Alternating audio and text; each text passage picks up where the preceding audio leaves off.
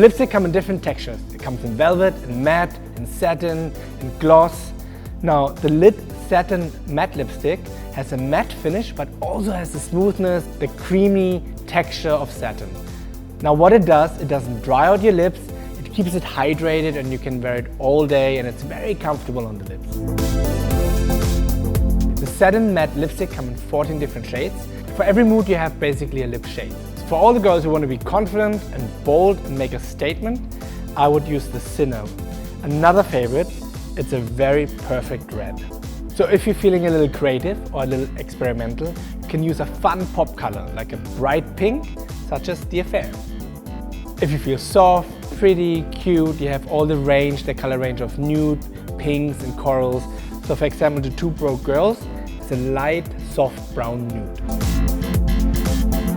So if you're a perfectionist and you want really nice big lips in the perfect shape, obviously you're gonna have to use a lip pencil. You draw the line and you create the shape and then you fill it out with the lipstick. But if you're gonna run to a concert and you're in a hurry and you just have to go somewhere, it has the perfect shape. It has a bullet shape, so you can easily slap it on and off you go.